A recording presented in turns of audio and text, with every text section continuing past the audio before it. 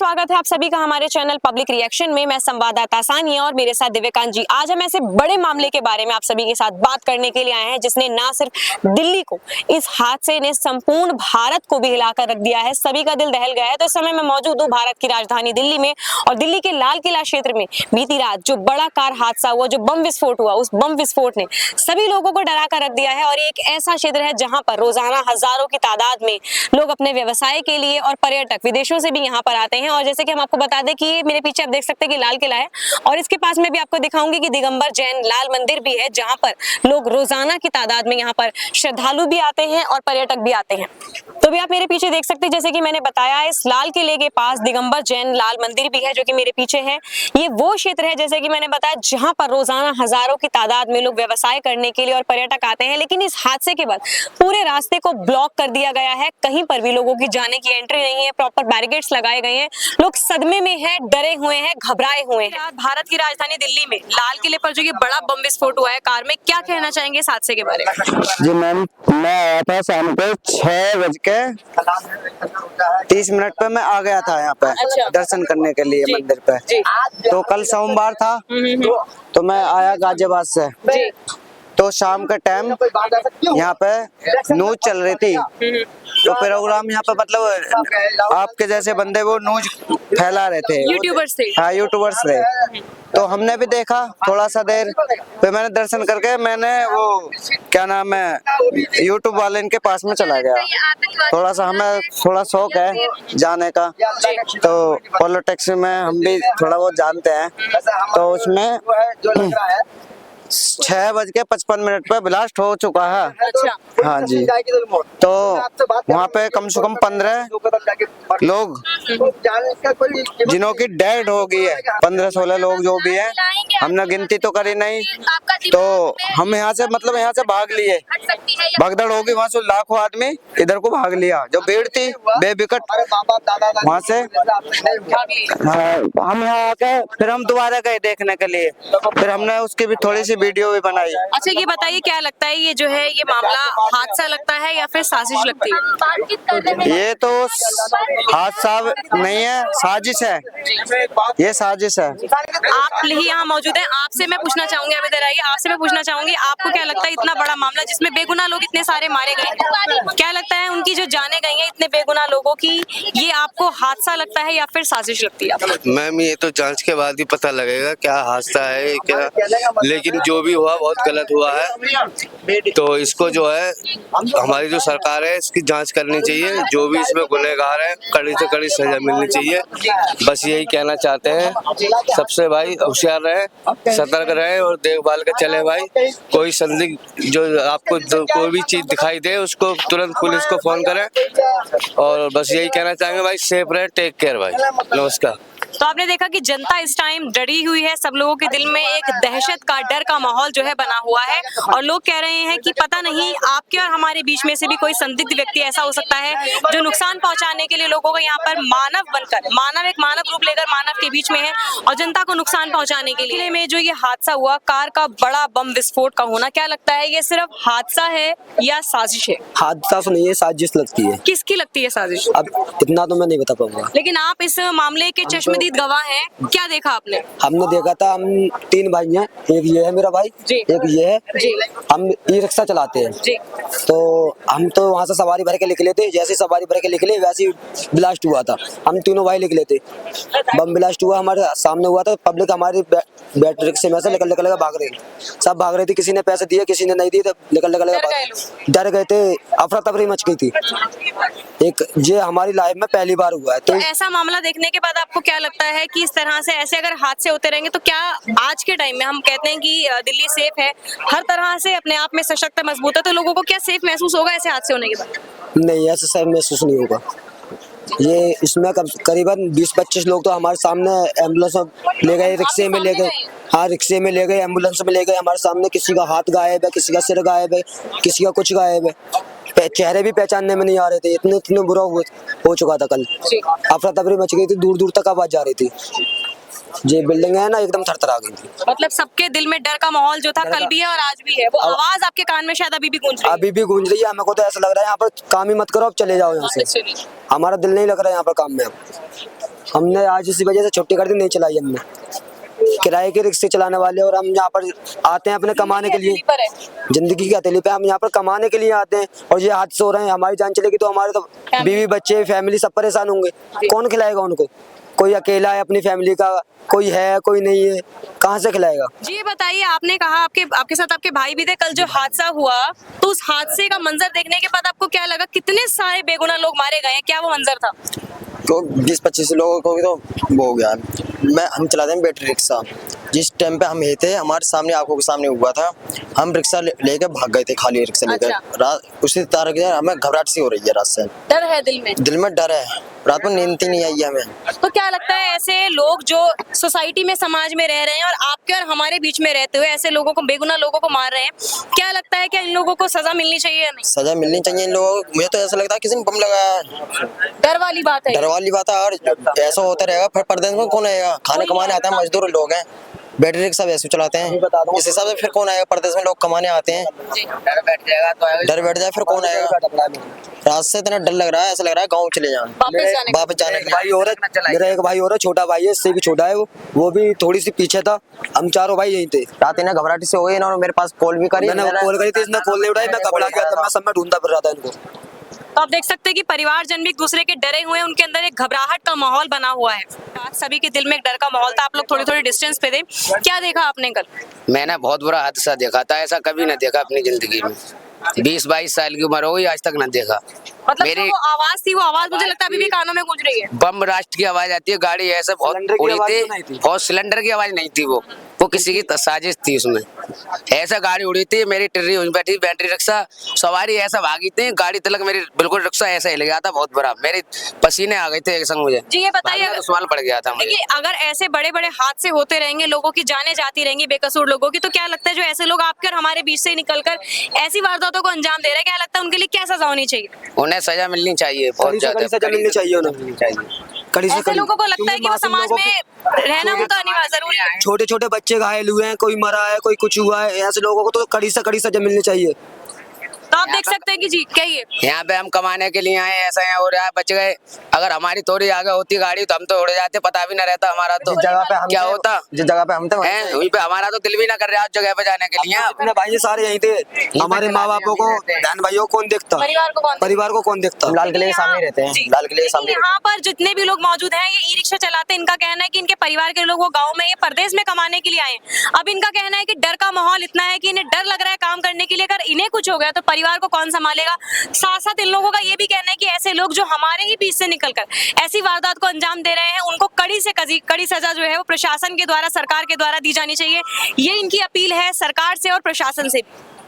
Cylinder, मैंने gas cylinder का काम किया है, गैस कटर चलाता था पहले मैं, अब आ गया इसमें, इस लाइन में। मेरे भाई ने बोला तो जैसे सिलेंडर मेरे सामने पड़ा था, पहले सिलेंडर में आग लगती है, आग लगाने के बाद में वो खाली होता है, आधा घंटा करीब ऐसे करीब लगभग वो खाली हो जाता है, उसके बाद में ऊपर जाएगा तब फटता है वो, एक संग फटता है, बीच में से फटता है। मतलब जो साउंड है, जो आवाज है, वो आप कह रहे हैं कि सिलेंडर फटने से भी बहुत बुरी आवाज थी, वो भूल नहीं पा रहे हैं आप? आज उससे भी ज्यादा बुरी थी, बहुत भयानक थी। ये हादसा हुआ, इस हादसे के बाद क्या आपको लगता है, क्या देश में क्या माहौल, डर का माहौल तो बिल्कुल बना हुआ है? मैम डर का माहौल की बात नहीं है, बात यह है कुछ सिस्टम से रिलेटेड भी चीज़ों की सोचनी पड़ेगी, क्योंकि आपने यहाँ पे देखा होगा ये जो मैटर ये जो हुआ है अभी कल, उसके पहले आप देखिए यहाँ पे जो पार्किंग जो बनाया गया, क्या वो सही है? बिल्कुल सही नहीं बना। क्या उनको ये इस चीज़ के बारे में नहीं सोचना चाहिए था कि जब यहाँ पे आपको मेन गेट है, चांदनी चौक और दिल्ली, ये इंडिया की कैपिटल है, ऊपर से लाल किले के सामने इस तरीके का हादसा होना, इसमें कहीं न कहीं सिस्टम का भी फेलियर है।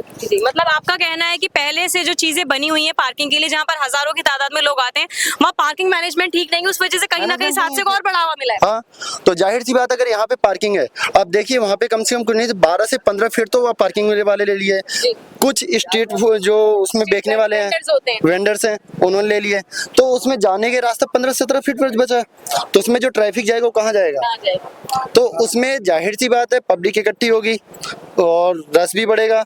जाहिर सी बात है इस तरीके का हादसा होना एक तरह से कुछ तो उनको बेनिफिट मिला जिन्होंने किया है, ठीक है। अब इसको डायरेक्टली नाम तो नहीं ले सकते कौन किया कर नहीं किया, या किसी एक रिलीजियस को हम टारगेट करें, वो भी गलत होगा, ठीक है।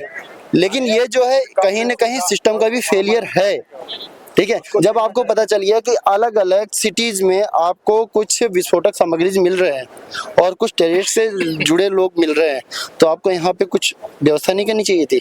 मतलब आपका कहने का मतलब है कि पहले से यहाँ पर जो मैनेजमेंट है वो प्री प्लान नहीं था, उनके लिए चीजें थोड़ी बहुत चेंज की जानी चाहिए थी, जिसकी वजह से कहीं ना कहीं हादसे को बढ़ावा मिला है। मिला है, जाहिर सी बात है। और मैं ये कह रहा हूँ वो टाइम दूर नहीं हो सकता है, कहीं ना कहीं इस तरीके का अगर कहीं मिसमैनेजमेंट होगा तो कहीं और भी हो सकता है। मतलब डर का माहौल अभी भी कायम है, कहीं और भी हो सकता है। मैं भी जनता के अंदर डर का जो माहौल है वो बना हुआ है। जी क्या कहना चाहेंगे आप? मैडम जी, हम तो यहाँ रेडी लगाते हैं, तो कल जैसे हमारा ये हुआ तो हम डर गए और हमने रेडी रूडी बंद करना और आज भी नहीं खोला। अभी 2-3 दिन तक नहीं खोलेंगे रेडी को, तब तक हम ऐसे रहेंगे जब तक पूरा मार्केट नहीं खोला। ये बताइए क्या लगता है, ये जो ढिलाई है प्रशासन की ओर से है या फिर यहाँ पर पुलिस है, उसके अलावा यहाँ पर सरकार भी है जिनकी सरकार अभी करंटली प्रेजेंटली काम करे, किसकी तरफ से कमी कहाँ लगती है? नहीं मैडम, सरकार तो अपनी तरफ से पूरा करता है, पर ऊपर से मोदी को ही हम गलत बोलेंगे ना। मोदी अपनी तरफ से कर रहा है, अब नीचे वाला क्या कर रहा है उसका तो अब नहीं जानता ना। अब हम नीचे वाले में कौन नीचे वाले काम कर रहे हैं? नीचे मतलब जो विधायक होते जो कुछ भी, कौन है विधायक?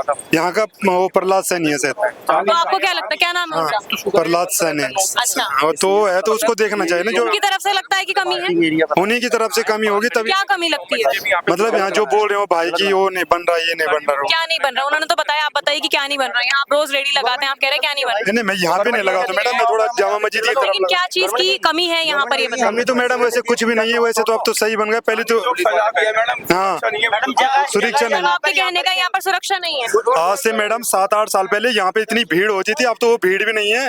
अब तो ये भीड़ भी नहीं, यहाँ तो पहले आने जाने का रास्ता भी रोका रहता था, अब तो गाड़ी गुड़ी भी नहीं आती यहाँ पे। मतलब अभी फिर भी यहाँ पर डेकोरेट कर दिया गया है, लेकिन कहीं ना कहीं अगर हम मैनेजमेंट की बात करें, जैसे और भाई साहब कह रहे थे कि मैनेजमेंट की कमी है यहाँ पर। हाँ होगी, उनको होगी, पर इतना हमें इतना ध्यान नहीं होता कि कहाँ पे। हम तो अपनी रेडी में रोज मस्त रहते, पर लेकिन इस हादसे के बाद मुझे लगता है कि हर इंसान के दिल में जो है वो एक डर बैठ गया है कि वो यहाँ काम करने आ रहे हैं। लाइफ जो है मुझे लगता है कि सब लोगों की जो काम करने वाले उनकी हथेली पे है। हाँ जी मैडम, अब डर ऐसे लग रहा, हम तो वहीं पे रेडी लगाते अपनी। हम आज रेडी भी नहीं खोला और अपने एक भाई है मैं यहाँ डेली आता जाता हूँ। मैं कल भी 3 बजे यहीं पे था, मैं शॉपिंग करने आया था, यहाँ खाना वाना भी खाया था। अच्छा। एक चीज जरूर कहना चाहता हूँ, अगर ये जैसे सुबह 9 बजे से लेकर शाम के 9 बजे तक यहाँ का गेट बंद होता है, जिसमें ना तो कोई गाड़ी आ सकती है ना कोई ऑटो। इनकेस अगर ये बंद नहीं होता तो गाड़ी अंदर भी लेके आ सकता। तो यहाँ इतनी पब्लिक होती है, सबको पता है यहाँ पे जो चांदनी चौक का बंदा है कि वहाँ पे हादसा और भी बड़ा होता है, जैसे भैया ने भी बोला था। तो ये शुक्र है कि यहाँ तो ये तो गेट बनता। और रही बात ये अटैक की हो तो गवर्नमेंट कुछ ना कुछ सजा देगी। हमें अपनी मोदी गवर्नमेंट पे पूरा भरोसा है। जब उन्होंने ऑपरेशन सिंदूर करा, चाहे वो पाकिस्तान का हो चाहे वो इंडिया का हो, कोई भी हो, लेकिन 100% इंसाफ मिलेगा जिसका गया है। नहीं समझे, हमें अपनी गवर्नमेंट पे विश्वास रखना ही चाहिए। हमारा गरीब ही है, नहीं समझे, लेकिन हमें अपनी गवर्नमेंट पे भरोसा करना चाहिए और इंसाफ जरूर दिलाएगी। इस चीज का हमें पूरा भरोसा है। कल का जो हादसा था जिसने संपूर्ण क्षेत्रवासियों का दिल दहला के रख दिया और हर इंसान कल के हादसे के बाद डरा हुआ है, सबके कानों में वो चीख गूंज रही है। आप क्या कहना चाहो? मैडम पूरी साजिश है ये तो। 2 घंटे गाड़ी सुनहरी मस्जिद पे खड़ी रही है। अच्छा। यहाँ आके काम हुआ। अगर ये 8:30 बजे होता तो 3 गुना आदमी मरता कम से कम। क्योंकि उस टाइम ऑफिस की छुट्टी होती है शायद। 8:30 बजे चांदनी चौक का व्यापारी निकल जाता बाहर की तरफ, मेट्रो की तरफ, तो सारे दुकानदार मरते, बहुत बुरा हाल होता। ये 7 बजे से पहले हुआ है। अगर ये 8:30 होता तो 3 गुना आदमी मरता जी, डबल लोग मरते। हाँ, साजिश से पूरी सेटिंग से काम हुआ है। यहाँ जाके बटन दबा के अपना बैठे बैठे काम करा है। देखिए एक चीज मैं आपसे पूछनी चाहूंगी, आपने एक बात कही कि ये मामला जो है वो हादसा नहीं है, साफ साफ पता चल रहा है कि साजिश है। क्या लगता है इस मामले में जो लोग संदिग्ध रूप से इन्वॉल्व हैं, क्या लगता है उनको क्या सजा मिलनी चाहिए? मैडम सजा तो सरकार ही देगी, और कौन देगा सजा? आप जनता है देश की और आम लोग आपके और हमारे बीच से मरे हैं और किसी के परिवार के फैमिली के लोग गए हैं। खबरों के सूत्रों के हिसाब से पता चला है कि 22 साल का जो व्यवसायी है, छोटा लड़का, वो भी मरा है इस हादसे में। बहुत दुखद घटना है, बहुत तकलीफ भरी बात है। किसी के परिवार से उनके लोग गए हैं। क्या आपको लगता है कि या क्या कहना चाहेंगे एक आम नागरिक होने के नाते ऐसे घिनौने काम करने वाले लोगों को क्या करना चाहिए? 350 किलो तो एक पकड़ा फरीदाबाद में जी। और अब धीरे धीरे होगा, करेगी गवर्नमेंट, अपनी मोदी सरकार है। बाकी लगता है कि एक्शन होगा, बिल्कुल होगा, करेंगे। मैडम देखिए, इसमें अभी एक भाई बोल के गए कि इसमें प्रशासन की कमी है, यहाँ के एक नेता की कमी है। मैडम नेता की कमी कुछ नहीं है, जिनकी जिहादी मानसिकता है वो कहीं भी टेररिस्ट फैला सकते हैं। अभी भी यहाँ पर एक फरीदाबाद में पकड़े गए जिसमें 360 किलो RDX मिला है और कुछ रफे मतलब AK-47 मिला है। तो मैडम ये प्रशासन की गलती नहीं है। प्रशासन हर जगह हर चौक पर एक मतलब कमांडो खड़ा नहीं कर सकती है। ये करने वाले कहीं भी कर सकते हैं। इनका भरोसा कुछ नहीं किया जा सकता है। लेकिन हाँ, इन भैया ने बहुत अच्छी बात कही, उनको करना होता अगर ये 9 बजे तक गेट बंद रहता है, 9 बजे से पहले अगर करना होता तो यहाँ पर भी उससे बड़ा धमाका यहाँ होता अगर यहाँ पर करा जाता तो ये चीज। तो वहाँ पर भी मैंने जहाँ तक मेरे को समझ में आई है कि वो किसी गाड़ी के अंदर एक बॉम्ब वगैरह लगा हुआ था। कल शाम के मैं भी यहाँ पर 7 बजे के टाइम में और 9 बजे मैं यहाँ पर गया हूँ। हमने खुद अपने हाथों से बेचारे जो मतलब किसी का पैर नहीं था। आप चश्मदीद रहे हैं जी, मैं तो वीडियो दिखा दूंगा। हम यहाँ पर आए दिन दूर दूर से लोग शूट करने आते रहते हैं शाम के टाइम। यहाँ पर डिबेट वगैरह यहाँ पर होती रहती है, तो उस टाइम पे हम सारे लाइव थे, डिबेट चल रही थी। वहाँ के टुकड़े इस गौरी शंकर मंदिर के अंदर तक टुकड़े आए हुए हैं और 1 किलोमीटर आगे ये कौन सी रेड लाइट पड़ती है, यहाँ तक इंसान के मतलब कि बॉडी पार्ट्स जाकर टुकड़े वहाँ तक पड़े हुए। हमने अपने हाथ से एम्बुलेंस में बैठाई है डेड बॉडियों को और रिक्शे में डाल के भिजवाया है।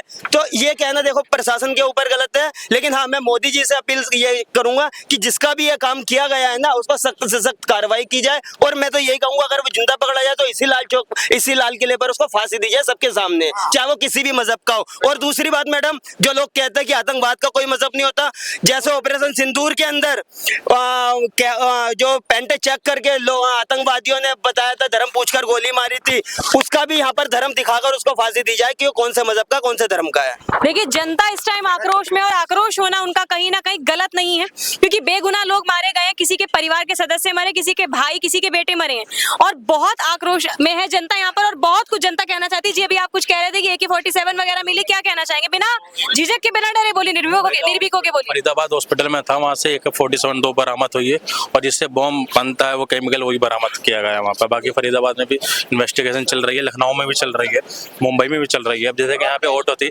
बम का जो शोर था इतना तेज था कि हमने ऑटो में कान देखे और कहीं हमने हाथ पड़ा हुआ देखा, पूरा हाथ फटा हुआ था और हमने भेजा देखा, भेजे पूरा फटा हुआ था। दिल में दहशत है लोगों के, बहुत घबराई हुई है। तो बहुत रश वाला एरिया है पूरा, यहाँ से रेड लाइट आती, पूरी मार्केट है यहाँ पर, बहुत सारी चीजें, लोग घबराए हुए थे। बॉडी पता नहीं कहाँ पार्ट गए हुए थे। गाड़ी पे बॉडी पड़ी थी, गर्दन ही नहीं है। मेरे पास वीडियो भी है उसका, मैं आपको दिखा दूंगा। मैं मतलब बॉडी पड़ी है गाड़ी पे, गर्दन है ही नहीं बिल्कुल भी, इतना बुरा हाल है। तो मैं गवर्नमेंट को यही कहना चाहता हूँ, प्लीज एक्शन जरूर लीजिएगा इसके खिलाफ। नहीं समझे, जैसे पहले भी लिया मोदी सरकार ने, बिल्कुल लेगी, मुझे पूरा विश्वास है। मैं सख्त से सख्त एक्शन लेना चाहिए। जनता का कहना है कि गवर्नमेंट सख्त एक्शन लेगी और वाकई में गवर्नमेंट ने कल एक्शन लिया भी। जैसे कि आप सब लोग जानते हैं, न्यूज चैनल्स आप लोग देख रहे थे कि प्रधानमंत्री मोदी जी ने अमित शाह जो गृह मंत्री उनको भी सूचित किया, उसके बाद तुरंत जांच शुरू हुई और फौरन वो लोग यहाँ पर आए इन्वेस्टिगेशन के लिए। और जनता अब उम्मीद कर रही है कि जो इस मामले के अंदर इन्वॉल्व लोग हैं उन लोगों को, अपराधियों को कड़ी से कड़ी सजा मिले, ताकि ऐसे जो हादसे अभी जो हो चुका है और हादसा ना बढ़े।